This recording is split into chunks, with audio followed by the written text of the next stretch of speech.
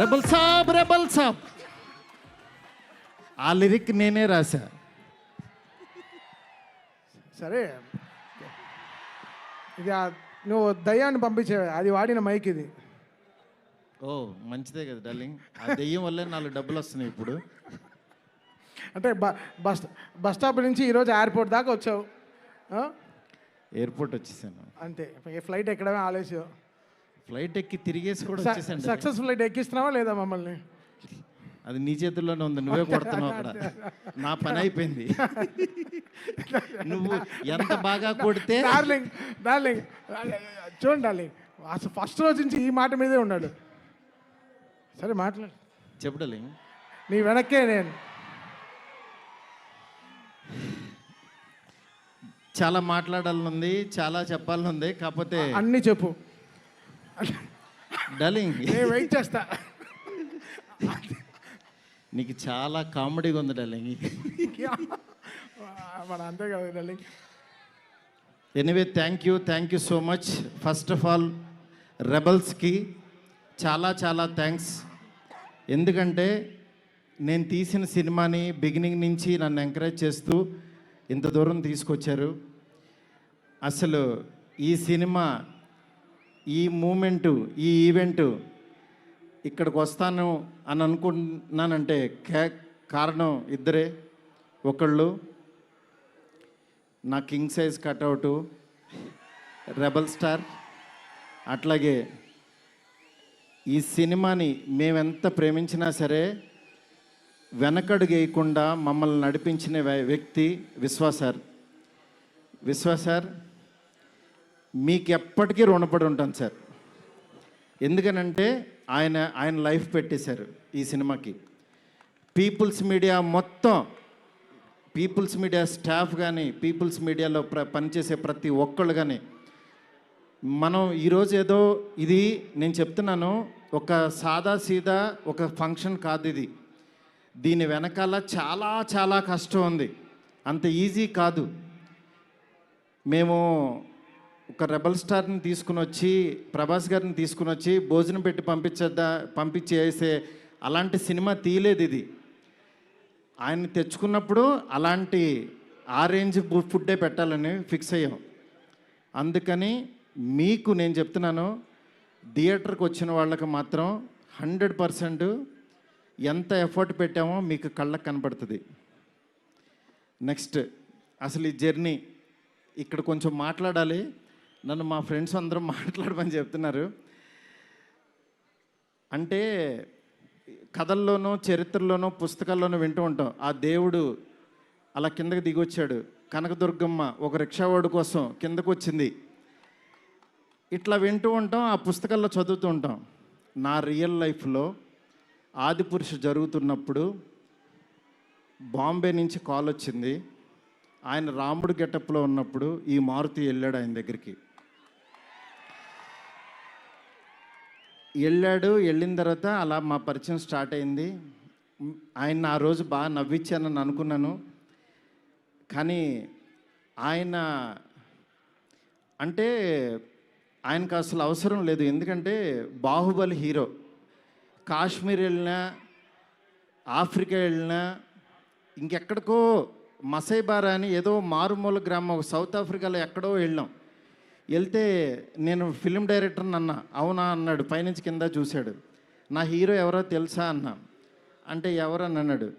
ప్రభాస్ అన్న. ఓ బాహుబలి హీరోనా అన్నాడు. అంటే మసైబారాలో ఒక వేరే జాతి వాళ్ళకు కూడా తెలిసిపోయారు ఆయన. నిజంగా రాజమౌళి గారికి ప్రతి డైరెక్టరు చాలా చాలా చాలా రుణపడి ఉన్నాం. ఎందుకనంటే ఇవాళ పాన్ ఇండియా అని అందరూ కాల్ రేస్కి తిరుగుతున్నాం, కానీ ఒక వ్యక్తి లైఫ్ పెట్టేసి ఒక మీడియం రేంజ్ హీరోని ఒక పాన్ ఇండియాకి పరిచయం చేసి ప్రపంచానికి ఈరోజు ఒక పెద్ద కటౌట్ని నిలబెట్టారు ఆయన. నిజంగా మనం ఒక తెలుగు ఇండస్ట్రీకి ఈరోజు ఒక స్వర్ణయుగం లాంటిది. ఒక సుకుమార్ గారు, ఒక సందీప్ రెడ్డి వంగ, ఒక ప్రభాస్ గారు, అల్లు అర్జును, ఇట్లా అసలు ఎంతమంది ఎన్టీఆర్ గారు, ఇట్లా రామ్ చరణ్, ఇట్లా ఎంతమంది స్టార్స్ తయారవుతున్నారు. నాలాంటి ఒక మిడ్ రేంజ్ సినిమాలు ఒక 11 సినిమాలు చేశాను. నా రేంజ్లో నేను చేసుకుంటూ వెళ్ళిపోతున్నా. అలాంటి వాడిని కూడా నువ్వు ఇక్కడ కాదురా బాబు, నువ్వు రెబల్ యూనివర్సిటీలో జాయిన్ అవ్వు, నువ్వు పెద్దోడవు అని ఆ వ్యక్తి తీసుకొచ్చి నన్ను ఇక్కడ నుంచోబెట్టారు. ఈరోజు నిలబడి మాట్లాడుతున్నా. నేను రాశాను, నేను తీశాను, కానీ నా వెనకాల ఉన్న శక్తి మామూలు శక్తి కాదు. అది ఆయన యాక్టింగ్ చేసి వెళ్ళిపోవటం కాదు, ఆయన లైఫ్ పెట్టేశారు. అది నన్ను అంటే ఆయన సినిమా పట్ల ఉన్న భక్తి, సినిమా పట్ల ఉన్న ప్యాషను, సినిమా ఆయన ఏకమైపోయిన తీరుకి అది మాటల్లో చెప్తే చాలా తక్కువైపోద్ది. నేను ఏదో కావాలని ఇట్లా పొగుడుతున్నట్టే ఇదని కాదు. ఆయన వేరే, ఆయన సినిమాతో ఏకమైపోయారు. మీ అందరు మనసుల్లో ఉన్నారు. ఆయన ఆ ప్రతిరూపం ఇవాళ మన ఎదురుగుండా కూర్చుంది అంతే. ఇలాంటి దీంట్లో ఈ రాజాసాబు 3 years తర్వాత చాలా కష్టపడి ఇక్కడ దాకా తీసుకొచ్చాం. మాకు పండక్కి మీ అందరికీ మిమ్మల్ని ఎంటర్టైన్ చేయాలని ఒకటే ఆకాంక్షతోటి వేరే సినిమాలు చాలా ఉన్నా సరే అన్నిటి మధ్యలోకి ఇంత పెద్ద బడ్జెట్ సినిమాని చాలా ధైర్యంగా విశ్వప్రసాద్ గారు తీసుకొచ్చారు మీ ముందుకి. డెఫినెట్గా ఇది ఆల్ లాంగ్వేజెస్ మామూలుగా ఉండదు సినిమా, ఎందుకంటే ఈ జోనర్లో అంత పొటెన్షియాలిటీ ఉంది. నెక్స్ట్ ఈ జోనర్ నెక్స్ట్ లెవెల్కి తీయగలిగాం. అలాగే నార్త్లో అనిల్ తడాని గారు రిలీజ్ చేస్తున్నారు, ఇక్కడ మైత్రి ఫిలిమ్స్ ద్వారా రిలీజ్ అవుతుంది. ఈ సినిమా నేను చెప్తున్నాను, ఏదో నేను తీశానని కాదు, నేను ఒక ఆడియన్ లాగానే చూస్తా. ఎప్పుడైనా సినిమా తీసానో నా పని అయిపోయిందని బయటకు చూస్తా.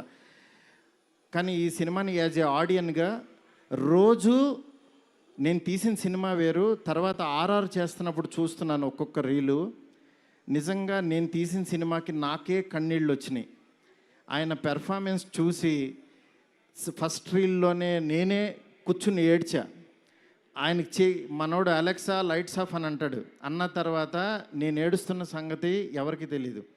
నిజంగా అంత గొప్ప పెర్ఫార్మెన్స్ని ఈ సినిమా కోసం ప్రాణం పెట్టిన ప్రభాస్ గారికి ఎంతైనా రుణపడి ఉంటాను. డార్లింగ్, మాటల్లో చెప్పలేను డార్లింగ్, నాకు ఏడుపు వస్తుంది డార్లింగ్ మిమ్మల్ని చూస్తే.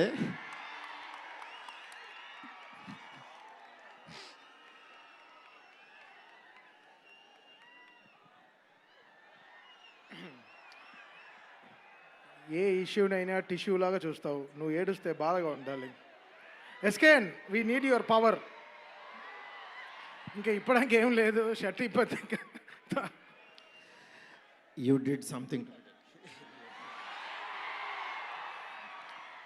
డార్లింగ్. నేను మీకు తెలీదు, ఎవరన్నా చనిపోయినా ఏడవను. ఎందుకంటే వెళ్ళి కాసేపు చూసుకుని చావు కామన్ కదా అనుకుని వచ్చేస్తూ ఉంటా జనరల్గా.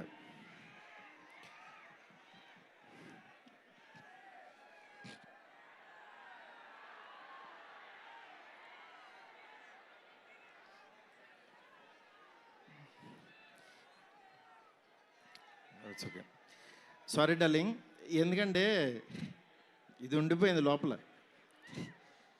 ఇదంతా నా stress. Thank you darling, love you darling. ఇంకంతకు మించి చెప్పలేను. అలాగే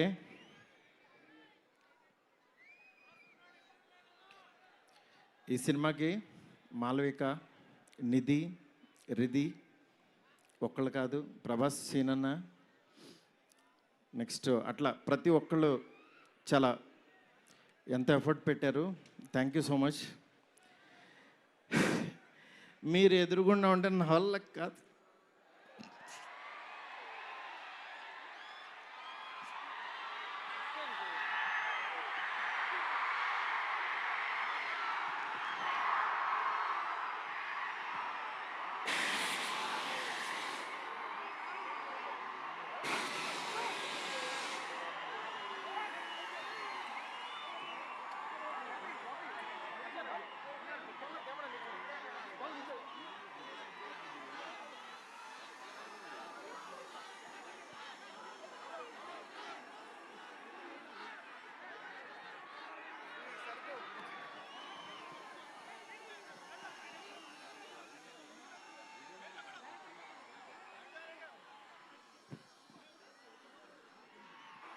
I know it's a very, very emotional moment.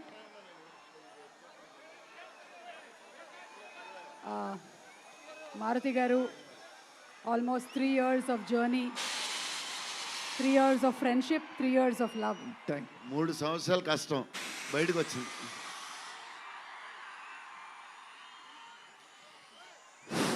అయిపోయింది, నా పని అయిపోయింది, నా డ్యూటీ అయిపోయింది. నేను చెప్తున్నాను, సినిమా చూడండి అంతే. సినిమా చూడండి. సినిమాలో మిమ్మల్ని ఎక్కడన్నా 1% డిస్సాటిస్ఫాక్షన్ చేసినా నా ఇంటి అడ్రస్ పెడతా, రండి. 1% రెబల్స్ కానీ, ఫ్యాన్స్ కానీ, ఫ్యామిలీస్ కానీ, ఈయన్ని ప్రేమించే ఎవరైనా సరే మమ్మల్ని డిసప్పాయింట్ చేసావు మారుతి అని అంటే, విల్లా నెంబర్ 17 గుర్తుపెట్టుకోండి, కొండాపూర్లో ఉంటుంది, కొల్లా లగ్జూరియా, అక్కడికి రండి. ఇన్ని రోజులు మట్టి నేను ఈయన ఫోటోని ఇట్లా చూపిస్తూ ఉన్నాను కదా, ఇప్పుడు ఈయన్నే చూపిస్తున్నా. Vishwa sir, please come sir. People media factory అధినేత టీజీ విశ్వప్రసాద్ గారికి గట్టిగా చప్పట్లతో ఆహ్వానం పలుకుదాము. Raja Saab he is the man, producer. He is the man. మీరు చూస్తున్నారు ఈయన ఎంత ఎఫర్ట్ పెట్టారు. Thank you so much, thank you so much. And sorry, మిమ్మల్ని నవ్వించాలని అనుకున్నాను, నేను ఏడ్చాను ఇక్కడ. ఫస్ట్ టైము నేను సినిమా అంతా నవ్వించలేడాలి. నేను ఎప్పుడు ఫస్ట్ సినిమా తీసినప్పుడు కూడా ఆడవలేదు, కానీ ఈ సినిమా మాత్రం thank you darling, love you darling. అలాగే నాకు సపోర్ట్ చేసిన నా ఫ్యామిలీ, నా వైఫ్ స్పందన, అలాగే నా పిల్లలు హియా, కేదార్, నీత, నెక్స్ట్ నా డైరెక్షన్ డిపార్ట్మెంట్, నా సైనికులు చచ్చిపోయారు ఒక్కొక్కళ్ళు. నేను అందరినీ సక్సెస్ మీట్లో ఒక్కొక్కళ్ళని పరిచయం చేస్తా. ఇక్కడ పనిచేసిన డిఓపి కానీ, ఆర్ట్ కానీ, ప్రతి ఒక్కళ్ళకి పేరు పేరున చాలా థ్యాంక్స్. ఎవరన్నా మర్చిపోతే క్షమించండి, నాకు ఇప్పుడు మాటలు రావు. Thank you so much. Thank you సుమ్ గారు. Thank you so much Maruthi గారు. అండ్ జస్ట్ ఒక్కసారి అందరినీ ఒక్కసారి జస్ట్ ఒకటే ఒక్క కోరిక మాది ఏంటంటే, జస్ట్ ప్రభాస్ గారు ఒక్క 2 నిమిషాలు సోలోగా స్టేజ్ మీద నించోవాలి అని. ఓకే, ఒక్క 2 నిమిషాలు జస్ట్ ప్రభాస్ గారు.